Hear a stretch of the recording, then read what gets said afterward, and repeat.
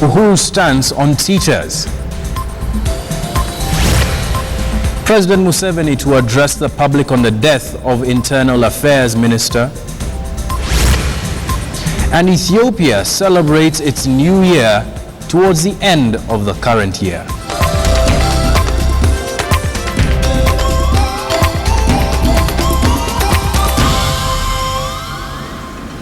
Thank you very much for joining us here on KTN News, where you get the whole story. This is KTN News at 1. My name is John Alanamu. Let's get right into it with news coming from the city center here in Nairobi, where workers' unions, including the Central Organization of Trade Unions, the Kenya National Union of Nurses, and the Kenya National Union of Post-Primary Education Teachers, have expressed anger over President Uhuru Kenyatta's latest statement about the teachers' strike. Speaking at KOTU headquarters, the teachers have reprimanded the president with respect to that message that he gave yesterday. And the union leaders dared the government to wait and see, but KOTU says that the nationwide strike in support of the teachers set for Monday has been called off after weeks of total silence. President Uhuru Kenyatta said last evening that the government won't pay the 50 to 60% increment awarded by the courts. The president maintained that the government cannot pay the amount that's stipulated by the courts. Nick Wambua joins us from KOTU headquarters. He's been following that meeting between the shop stewards and the KOTU, Central Organization of Trade Unions, and various other unions. Nick, we know now that the teachers have dared the government. Have they addressed in specific President Uhuru Kenyatta's assertions that the government just doesn't have enough money?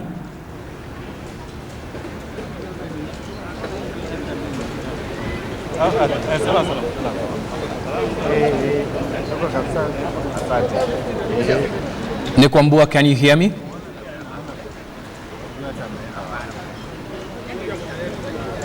We'll try this one more. Nick Wambua.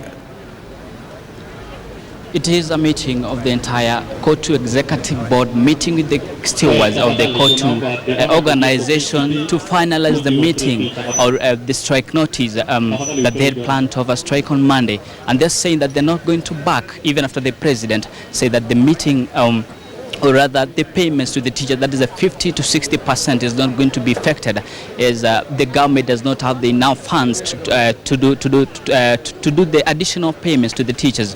That is even after the Federation of Kenya Employers says that they are not in part or they're not backing the strike. They're saying that on Monday, all the civil workers are going to the ground on the strike. On the strike, that they issued a notice, a 7-day notice that is up to Monday. So they're saying that they're still going to go on with the strike as planned, and saying that the teachers must all be paid the 50 to 60%, that is. And even the nurses still go on with their strike. They're saying that they're backing all workers' strike. That is going to be effective. Nothing is going to stop them. However, the KOTU General Secretary, that is Francis Atwoli, said that the government has failed, and the advisors are really missing a point here on advising the president on the wrong side, saying that the president was a beneficiary to the Supreme Court ruling that he became the president in 2013, saying that if really he is believer in the Supreme Court or in the Kenyan laws, then he must respect the teachers' 50 to 60% pay order by the Supreme Court. Back to you in studio.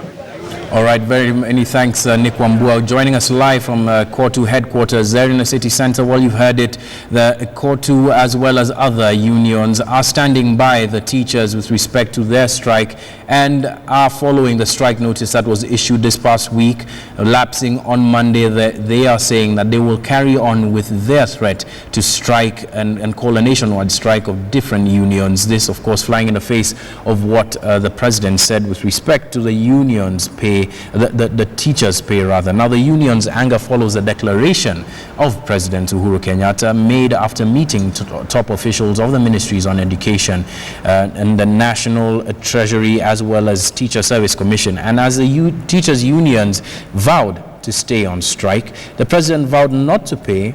Observers are now warning that a major crisis, not just in the education sector, but also between the judiciary and the executive, could be unfolding.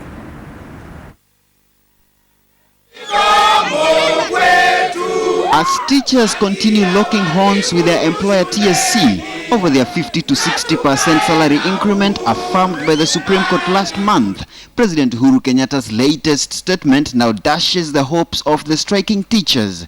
They may not pocket their promised increment after all. The president says the courts made a big mistake by ruling in the teachers' favor, arguing that his government is struggling to make ends meet and that he's not ready to borrow money to clear the 17 billion shillings that the teachers are collectively demanding for. The head of state said the teachers do not have a legitimate claim against the government, as releasing the money to the teachers may precipitate a financial crisis in Kenya. That as teachers of this country, But the president's statement has ignited a storm among teachers' unions, with NAT Secretary General Wilson Sossion expressing his shock that the president wants to disobey a court order. Reacting to the statement, Sossion terms the president's statement as an affront to the judicial arm of the government. His Kuppet counterpart Akello Misori hit back at the president, saying the statement is a recipe for disaster in the public sector. The strike is on its 9th working day, with the teachers remaining firm that they will go for nothing less than pocketing all their hard-earned cash. Uremi Mwangi, KTN News, Nairobi. Let's cross borders for a moment. And news from Uganda says that President Yoweri Museveni is set to address the media there concerning the death of Internal Affairs Minister General Aronda Nyakiriama. Now, General Aronda Nyakiriama, who died earlier yesterday, his death was reported by the Internal Affairs Ministry, who broke the news on their Twitter handle, where they reported that he had died suddenly of a heart attack. A media report from Uganda indicates that the 56-year-old general died in Dubai while on transit to Uganda from a trip in South Korea. The minister was controversially removed from government in 2013, but was appointed back to government after serving in the army. Back here in Kenya, there was drama when, in Mombasa rather, when police officers forced themselves or forced their way into the home of a popular tycoon to evict him on grounds that he was not the rightful owner of the premises. The officers roughed up guards and workers at a posh apartment situated in the leafy Sri Shanzu estate. Francis Ontomwa has more. Me siendi polisi, mimi nakuja kwa nyumba yangu. Show me in my house there's an order. In my house, show me there's an order. Strange men locked up inside his compound, some in uniform while some in civilian, was too much to bear for this man, who says this is his rightful property, now maliciously being wrestled from him. He will hear none of it, especially when those in the compound dared him to force his way in.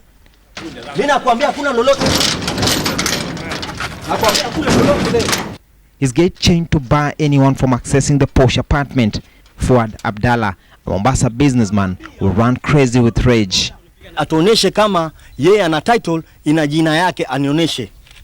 Na kisha nijue amekuja na oda gani hapa ya kunitoa mimi hapa. I just want to see that order which they don't have physically, and they came to enforce that order. By all means, this for him was not going to happen, and he needed to show his mettle. These officers struggling to keep their calm, even as Abdallah went head-on, curiously. And what will now raise several questions is the manner of eviction by the men in blue. The police officers did not produce any court order to evict Abdallah. Wenye walifika kuna afisa mmoja akanishika tayari nguo tayari. Kunivuta mpaka alinivuta mpaka hapa hivi na akaniambia ingia kwa hiyo gari. Someone has to be served physically here. Nikiwa kuna kitu aombiwe, if they break the law achukuliwe hatia. Ndugu yangu hao wamechukua hatia tayari. They've taken it by themselves. Abdallah says he bought the piece of land at 12 million Kenyan shillings back in 2013 when the former owner allegedly failed to settle a bank debt amounting to 100,000 shillings. Since then, however, it has been battle after another with the former landowners who have incessantly stayed in court. Mimi niko ndani ya nyumba, mtu anakuja kunivunjia. This is the second time these people are doing this thing. The first time they came with the deputy OCS. Now today is not there, amekuja na watu wengine. Wametoa watu wangu, wamewatupa nje. Wewe mwenyewe unaona hapa kila kitu imetolewa nje. But when it became clear that things had just remained the same after all the energy asserted, the gears had to be engaged higher.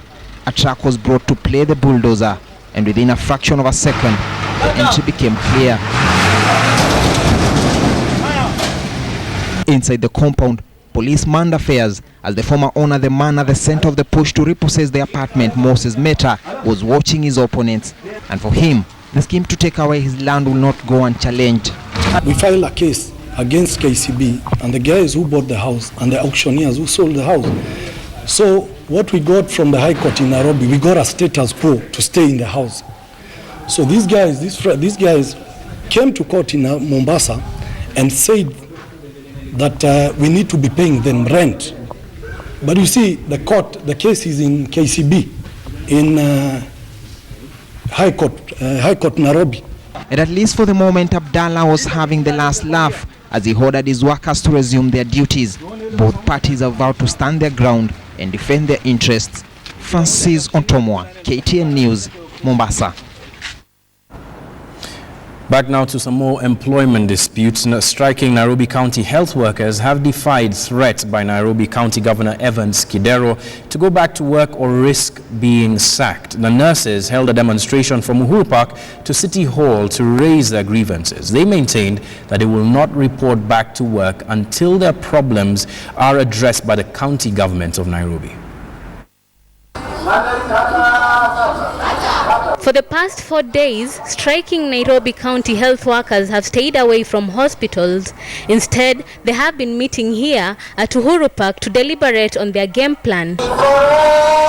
Later followed by a walk to City Hall as a way of expressing their dissatisfaction in the county government of Nairobi. And Friday wasn't any different. On Monday, when we started our strike, the county government called us for a meeting, but actually it was not a meeting of goodwill to sort out our issues. They called us to intimidate us, they called us to threaten us, they called us questioning the legality of our strike. And I was so surprised. In fact, they told us they are not ready to sort out these issues, so we can strike as long as we want. This despite Nairobi County Governor Dr. Evans Kidero declaring the boycott illegal and threatening to sack and replace health workers who continue with the strike. But the nurses who are still on a standoff say the threats do not faze them. The constitution of Kenya is very clear.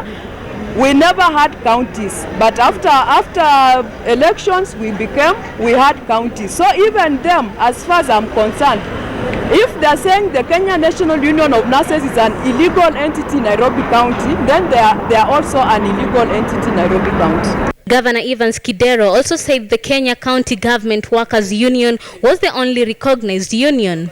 But this has only further fueled the dispute between trade unions and caused a lack of solidarity among the health workers. Our message today is clear to Mr. Seth Fanyako.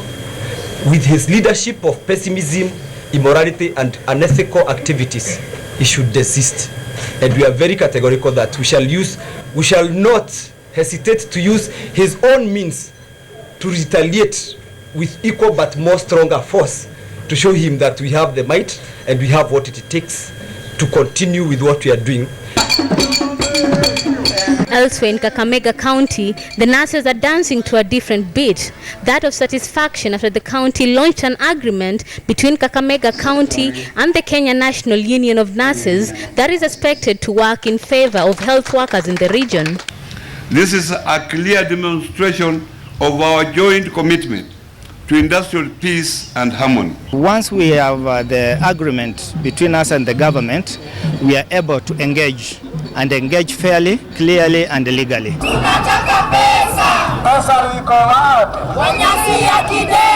Back in Nairobi, the striking Nairobi County nurses say they will not be reporting to work. Well, not until their grievances, which include staff shortage, allowances, discrimination, delayed salary payments, poor working conditions, and harmonization of salaries are met. Grievances which they say have constantly fallen on deaf ears. Fatma Pole, KTN News. Away from pay disputes now, 150 inmates of Kenya's Committee Maximum Security Prison and 40 prison officers have graduated with what they say are fundamental skills in computers. This is meant to help the inmates reintegrate into a tech-savvy world and assist their prison officers to do their work better. Trix Ingado reports.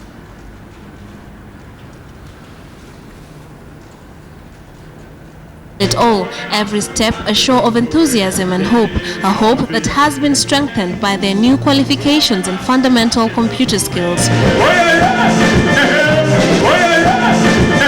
According to Lawrence Monzia, who has been serving his 5-year sentence at the prison, the skills will enable him secure employment and feed his family once he has paid his debt to society. There is that stigma of these people, of us. Once we step out of prison, somebody might say, you were in prison, we cannot employ you, but we are here to gain skill. I came here to gain skill of which I can still employ myself and do something better for my life and for my family. Wilson Kinyua, who is serving an 18-year sentence, also shares this hope. He says the skills he has earned will help him in performing other academic duties as he pursues his law degree. To the academy side, I said we have some other skills, some other courses that we are doing, like the diploma in accounting, in accountancy, that is ATD. We have the CPS and CICT examined by CASNEB, and those are courses that clearly require computer skills. The prison administration has said the skills are vital in furthering the inmates' education and gave the assurance that security is high since qualified experts monitor the inmates' activity online.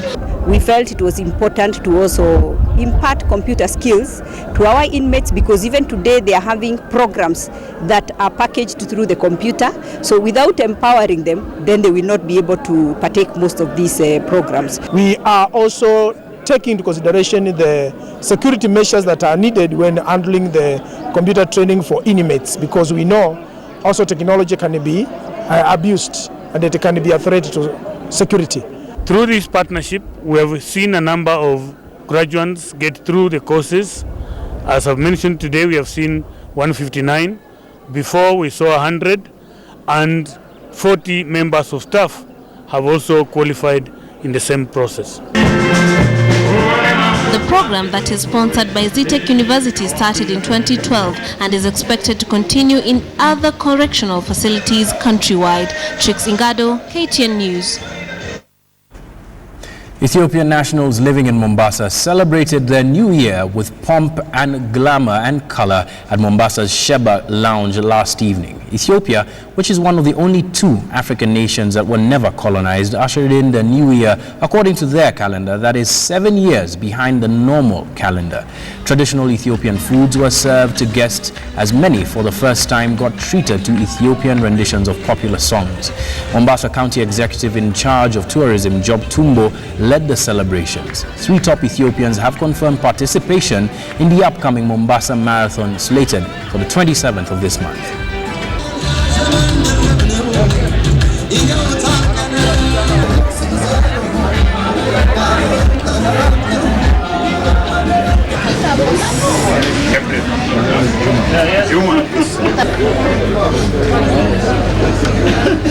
And to the Ethiopian community in Kudatash.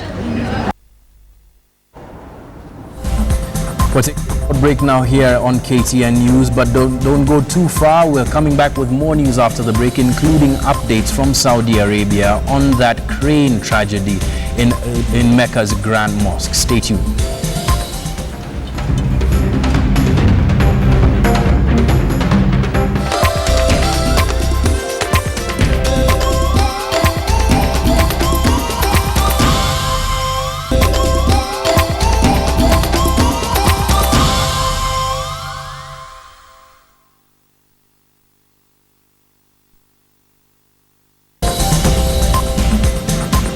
Welcome back to KTN News, your station for the point of news as well as getting the whole story. Just an update of our top story from this bulletin. Workers, including the Union of Central Organization of Trade Unions, the Kenya National Union of Nurses, and the Kenyan Union of Post-Primary Education Teachers have expressed anger over President Uhuru Kenyatta's latest statements about the teacher strike. They were speaking at an ongoing meeting of shop stewards at the KOTU headquarters in Nairobi, where they dared the government to wait and see as other unions plan to join teachers with respect to that strike. The notice for other unions planning to join that strike lapses on Monday. We will keep you updated with that and other stories as and when we get the details, fresh details of those stories. Now, let's go to Freedom Corner, where veterans of the Kenya freedom fight, known famously as a Mau Mau, have been gathered at the Freedom Corner this afternoon as government officials and foreign dignitaries launched a monument commemorating and honoring Mau Mau heroes. Let's now cross to Timothy Otieno, who's been there all morning. Timothy, let's get a shot of this monument. Let's take a look at what it looks like first of all before we get into our questions.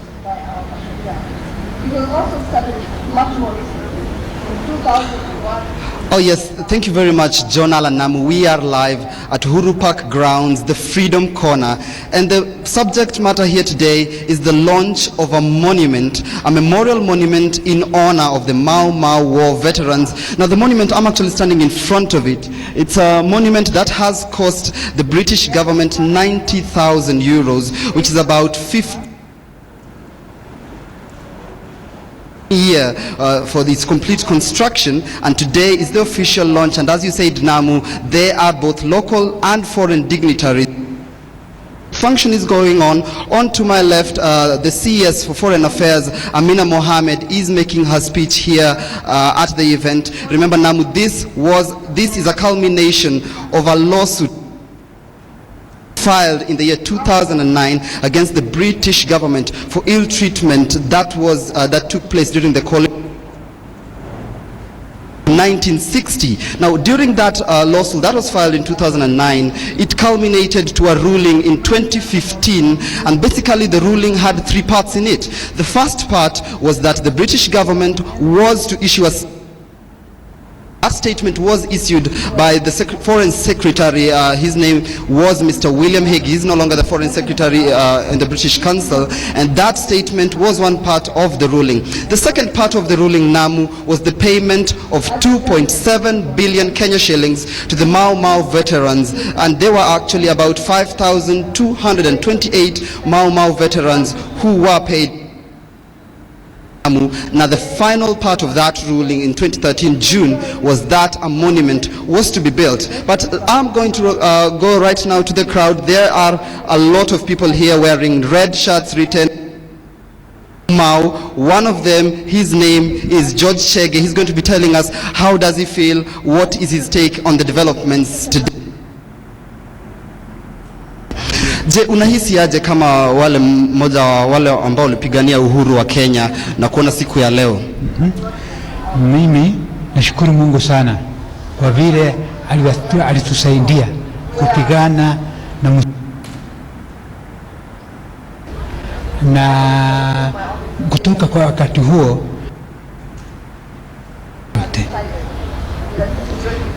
mashamba ilienda na mzungu. Hata mzungu akienda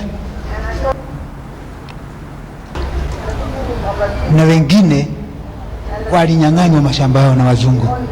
Nilikuwa naambiwa na nyanya yangu ati walikuwa hapa Kivagale, walikuwa na shamba Kivagale, lakini walifukuzwa na wazungu. Na unajihisi aje siku ya leo kuona kwamba sasa mmepewa monument hapa Uhuru Park? Unajihisi aje kama mmoja wa wale watu waliopigania uhuru? Mimi nafurahia sana kwa vile hawa walipigania uhuru. Iko kitu sasa kitakuwa kikionekana na vizazi wale watakuja wa kesho, na watakuwa kisoma history vile Mau Mau ilipigana, na watakuwa kiona ya kwamba kuna kazi ya muhimu sana ilifanywa na baba zao na mama zao, na kwa hivyo itakuwa kazi yao nao kulinda hii nchi yetu, kuilinda na njia zozote, isije kufamiwa mara nyingine na wageni na hiyo ndio kitu ya muhimu sana nimeona. Na tena kuna kitu kingine niliona ilifanyika, haikufanyika vizuri, kwa sababu wakati Mau ilipigana na uhuru ikaja, mashamba yao hawakupata, na wako na watoto, na watoto hawa wako na watoto wengine, wamezaa watoto wengine. Sasa hawa watoto ningetaka wasaidiwe na serikali. Asante sana Bwana George. That is George Chege, one of the war veterans, Namu. And remember, this is a war that was fought, or it's a battle that was fought in the Kenyan terrain in the 1960s, as well as the Kenyan and the British courts coming into the 2000s, and the Mau Mau war veterans appearing to have won the battle this time round. And as the festivities here continue, we are just moments away from officially launching the monument that the Honorable CS for Sports and Culture, Hassan Wario, will be the one presiding over the ceremony. Back to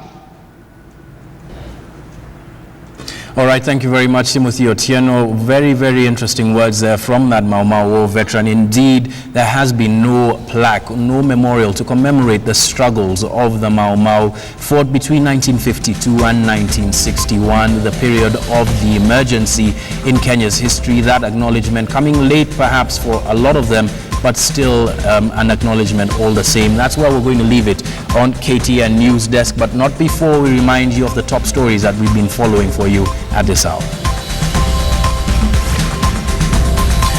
Unions angry over Uhuru's stance on teachers. Yoweri Museveni set to address the press on the death of his internal affairs minister. And Ethiopians in Mombasa celebrate the new year 7 years after we celebrated our own.